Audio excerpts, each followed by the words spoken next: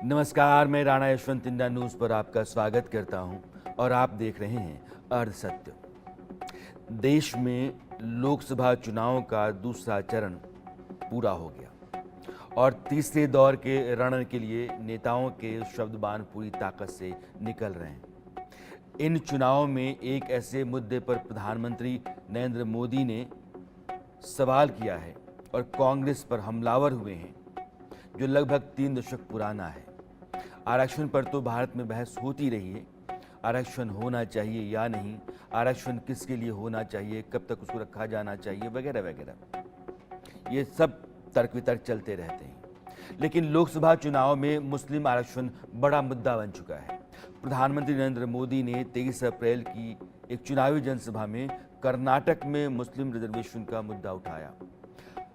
आप प्रधानमंत्री नरेंद्र मोदी को पहले सुनिए, फिर यहां से बात आगे ले चलते हैं। कांग्रेस ने ये जो ओबीसी समाज को आरक्षण मिलता है, जो 27% का कोटा है, उसमें से चोरी करने का बहुत बड़ा खेल खेला है।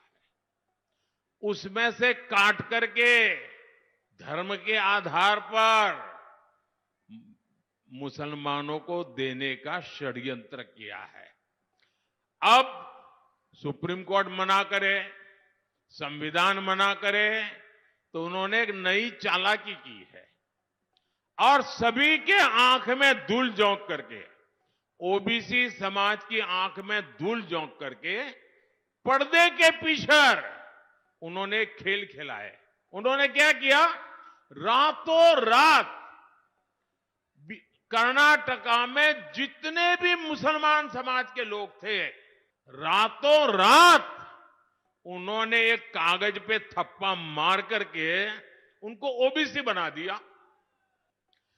इन्होंने ओबीसी के हक पर डाका डाला है और अब यही काम कांग्रेस यहां बिहार में, देश के और हिस्सों में करना चाहती है।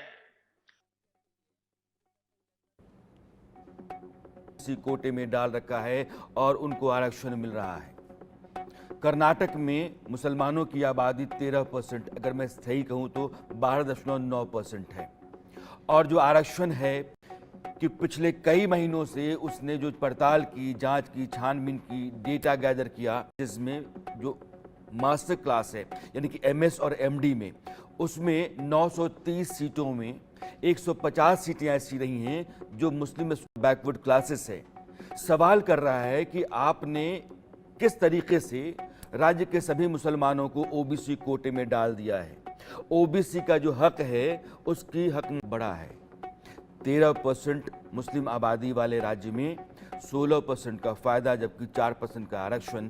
यही बुनियादी सवाल है जिसको प्रधानमंत्री लगातार अलग अलग मंचों से कह रहे हैं और कह रहे हैं अभी ताज़ा मामला है। और कर्नाटक में जो आरक्षण दिया गया वो दरअसल बहुत पहले की बात है, 1994 में। बहस को ले आने से पहले जो तस्वीर है उसको साफ करने सरकार थी। वीरप्पा मोइली ने एक कमीशन बनाया और उन्होंने कहा कि मुसलमानों, बौद्धों और ईसाइयों को दिया जाना चाहिए। 24 अक्टूबर 1994 से यह आदेश लागू होने वाला था, लेकिन सुप्रीम कोर्ट ने उस पर रोक लगा, क्योंकि 6% कोटे के बाद जो टोटल कोटा होता था 51% चला जाता था और 50% से ज़्यादा आप आरक्षण नहीं दे सकते हैं। तो उन्होंने क्या किया कि जो बौद्ध थे, जो दलित होकर से कन्वर्ट हुए थे, उनको दलितों के कोटे में था। मुसलमानों के लिए आरक्षण का कोटा है कर्नाटक में, लेकिन मौजूदा स्थिति यह है कि वहां के सभी मुसलमानों को ओबीसी दायरे में ला करके सरकार ने रख दिया है और उसका फायदा वहां के सभी मुसलमान उठा रहे हैं, भले ही अगड़े मुसलमान हों। जैसे सैयद हैं, शेख हैं, पठान हैं, ये अगड़े मुसलमान होते हैं जिनको अशराफ कहते हैं।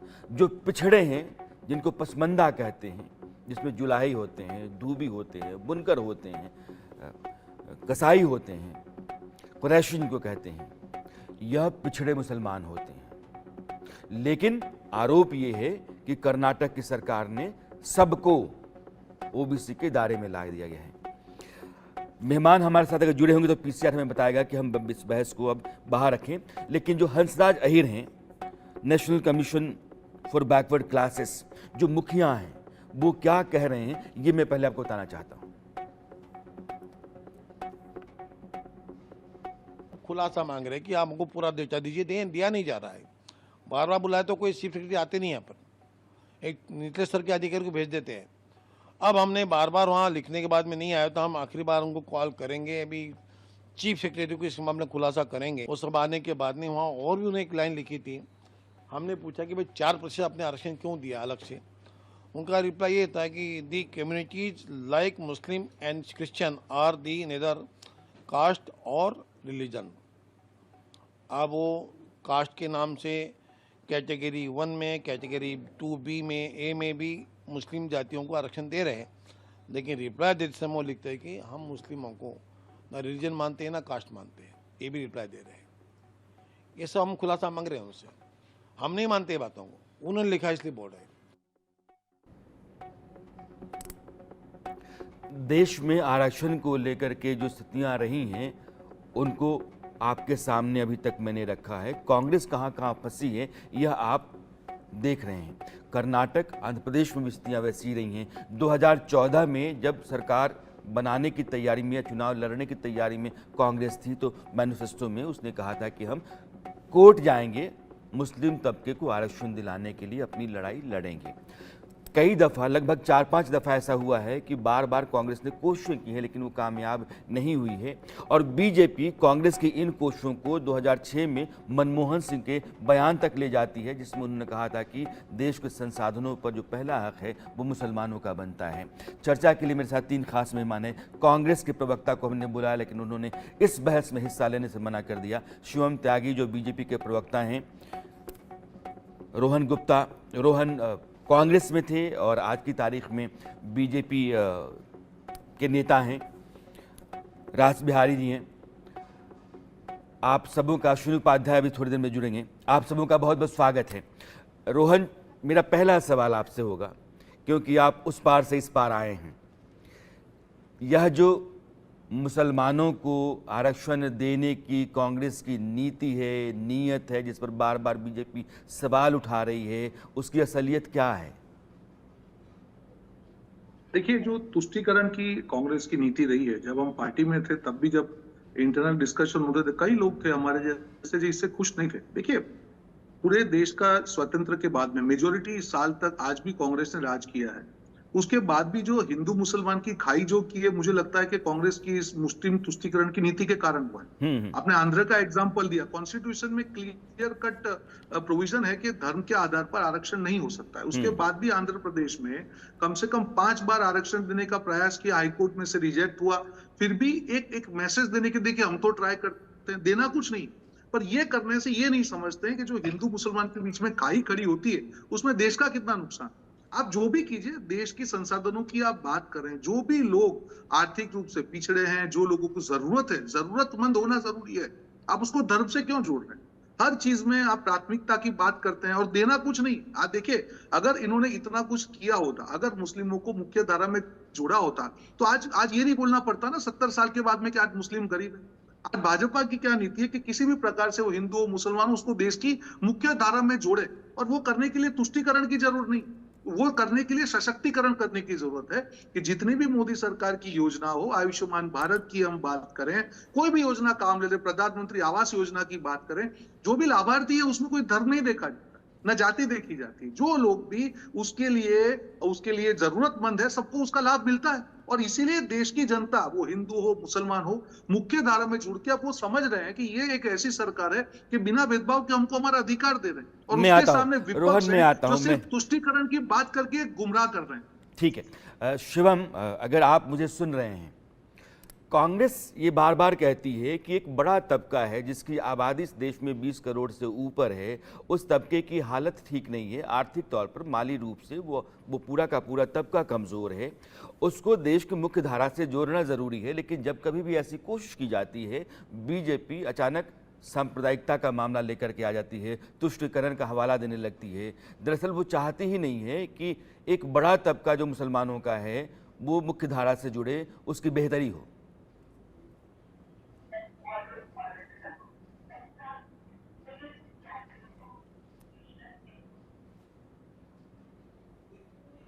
रास बिहारी जी, मेरा सवाल आपने सुना होगा। जी जी राणा जी, जी अगर आप देखेंगे कि एक समय में देश की, खासतौर पे अगर हम देश की आजादी के पहले भी बात करें, बाद की बात करें, तो कांग्रेस मुसलमानों को अपने साथ रखने के लिए शुरुआत से ही पूरी कोशिश करती थी।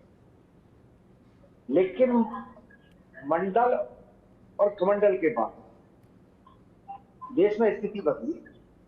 कांग्रेस का बहुत बड़ा वोट बैंक जनता दल के साथ चला दिया और हिंदुओं का एक बहुत बड़ा वर्ग भाजपा के साथ चला। तो कांग्रेस के नेता देखेंगे ना, जब से कांग्रेस ने आरक्षण देने की वकालत की है, 1995 से शुरू होता है, आंध्र प्रदेश में भी, कर्नाटक में भी, और उसके बाद महाराष्ट्र में भी कई बार को कोशिश हुई और अदालत की वजह से ये नहीं मिल पाया। कभी सरकार बदल गई, उन्होंने आरक्षण दिया, जैसे कर्नाटक में आरक्षण दिया तो वो भी सरकार आई तो उन्होंने चुनाव से पहले आरक्षण खत्म किया। इसी तरह से महाराष्ट्र में जो आरक्षण दिया वो देवेंद्र फडणवीस सरकार ने उसको रद्द कर दिया।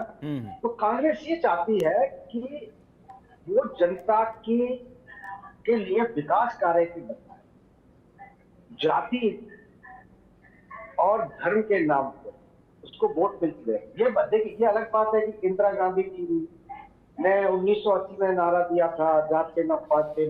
मैं रास बिहारी जी में आता हूं। दरअसल सवाल वो नहीं है, सवाल ये है कि बीजेपी को अचानक ये ख्याल आ जाता है कि कर्नाटक में सरकार ने सभी मुसलमानों को ओबीसी कोटे में डाल दिया है और मुसलमानों को वहाँ ज़्यादा फायदा हो रहा है। जो ओबीसी का हित है और एससी एसटी का हित है उसको मारा जा रहा है, हकमारी है। लेकिन चुनाव के दौरान ही यह ख्याल कैसे आता है, क्यों आ जाता है?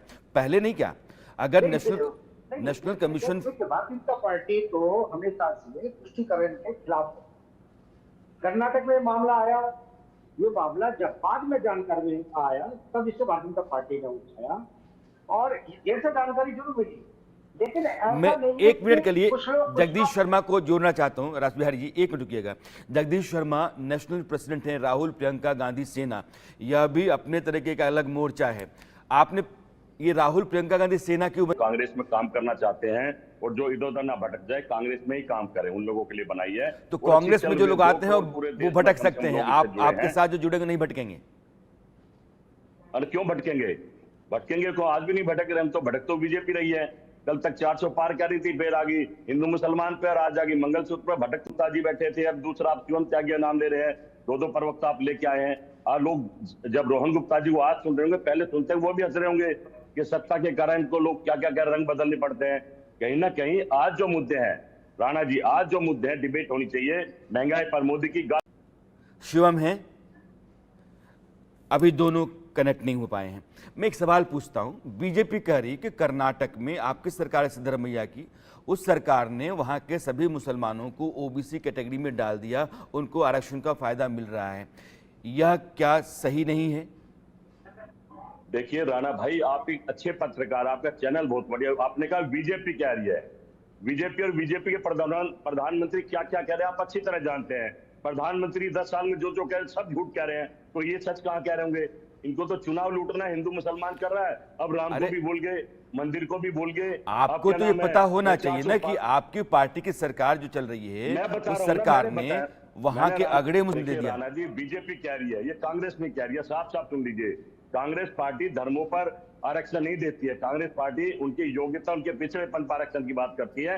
ये तो बीजेपी कह रही है। बीजेपी 10 साल से क्या क्या कह रही है, एक बात तो सच कह दो, बता दीजिए। आप तो सुबह शाम डिबेट करते हैं, आज का ये मुद्दा था, क्योंकि बीजेपी कह रही है मुसलमान हिंदू कर रहा, तो डिबेट भी आ गई है। कहने के आज भारत भटक रहा है, भारत के लोग भटक रहे हैं महंगाई के लिए, पेट्रोल के डीजल के लिए। प्रधानमंत्री, अच्छा ठीक है, मैं कर्नाटक कौन सी सरकारें नहीं हैं, उन सरकारों की भूमिका क्या रही है, एक बार आप समझ लेते हैं। ये पूरा का पूरा मामला 3 दशक पुराना है। 1994 में पहली बार कर्नाटक में मुस्लिम आरक्षण देने की बात की गई। तब कांग्रेस की वीरप्पा मोइली सरकार वहां थी। उस सरकार जो ईसाई बन गए उन्हें अधिक पिछड़ा माना।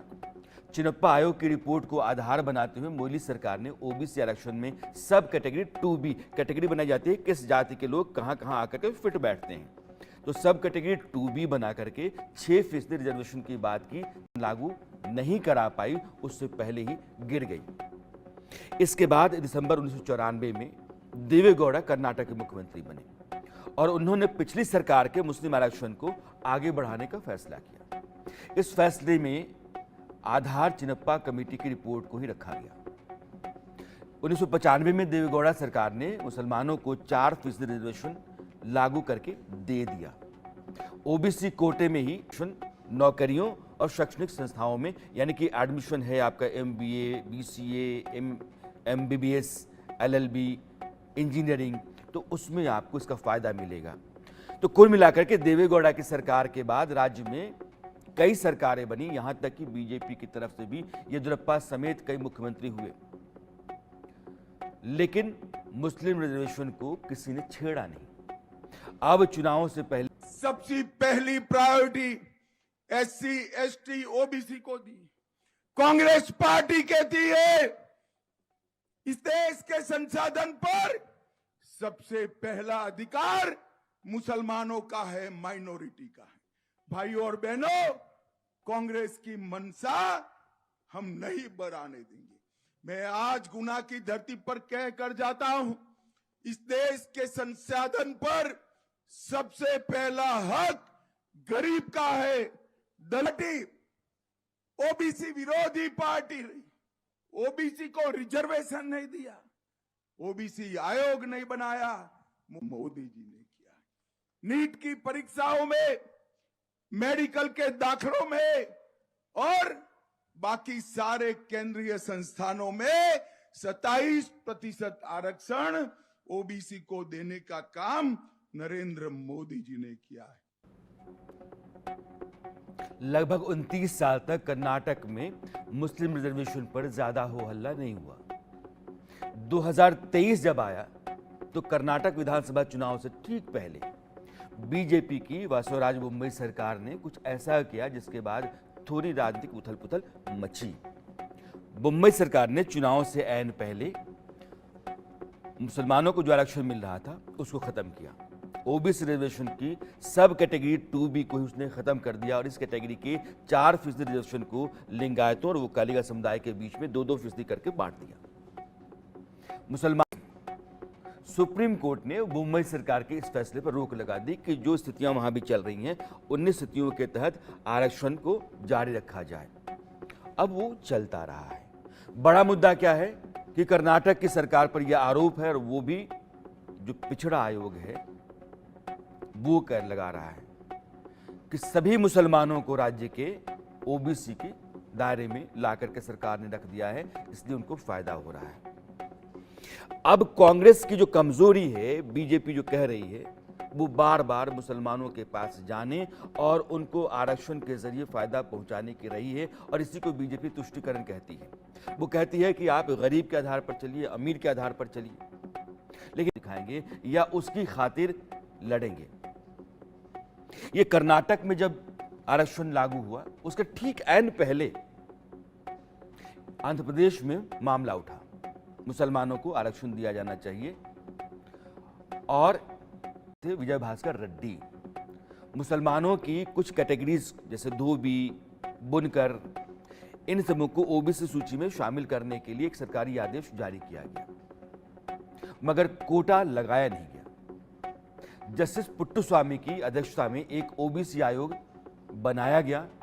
ओबीसी के तुरंत बाद सत्ता में आई चंद्रबाबू नायडू की तेलुगु देशम पार्टी और उस सरकार ने पुट्टुस्वामी आयोग को बरकरार रखा। अलबत्ता उसको काम करने के लिए 6 जुलाई 2004 में चंद्रबाबू नायडू को चुनाव में हराने के बाद कांग्रेस सरकार बनाने के लिए 56 दिनों के भीतर ही की रिपोर्ट को लागू करेंगे। वाईएसआर की सरकार ने मुसलमानों को 5% आरक्षण देने के आदेश को सत्ता में आते ही और 56 दिनों के भीतर ही जारी कर दिया। मुसलमानों को मौजूदा 4 श्रेणियों में 51% हो गया और कायदा कहता है कि 50% से ऊपर नहीं जाना चाहिए, बरकरार रखा गया। सितंबर 2004 में आरक्षण की सीमा 50% ज्यादा होने के चलते कोर्ट ने बाद में इस अध्यादेश को अधिनियम से हटाया गया, नियम आ गया, कानून बना दिया गया। नवंबर 2005 में आंध्र प्रदेश हाई कोर्ट ने इस अधिनियम को रद्द कर दिया। जुलाई 2007 में और उसके तहत जो 14 कैटेगरीज में गरीब मुसलमान थे उनको 4% कोटा दिया जाता है और आरक्षण की सीमा को 50% की लिमिट तक रखा जाता है। Engineering, MCA, MBA, B.Ed, M.Ed जैसे अलग अलग जो प्रोफेशनल कोर्सेस हैं उनमें फायदा मिला है। 25 मार्च 2010 को सुप्रीम कोर्ट ने आंध्र प्रदेश के मुस्लिम कोटा पर रोक और चुनाव। ऐसी स्थिति में बीजेपी जहां आकर खड़ी हुई है और कांग्रेस पर सवाल कर रही है, वो बार बार यह कह रही है कि एक ही पार्टी क्यों अलग अलग राज्यों में इस तरह का प्रयोग करती है, क्यों 2014 के चुनाव में अपने घोषणा पत्र में डालती है, क्यों नहीं देश में सबके फंसा हुआ है और नरेंद्र मोदी और उनकी पूरी टीम लगातार हमलावर है। रास बिहारी जी, ये अभी 5 दौर के मतदान बाकी हैं, आपको लगता है कि इससे बीजेपी इस तरह की बात नहीं, वो तो पहले से तुष्टीकरण के खिलाफ बात करती रही है, पहले भी आरोप लगाती रही है कि कांग्रेस और विपक्षी दल मुस्लिमों को लिवाने के लिए आरक्षण देने की घोषणाएं करते रहे हैं।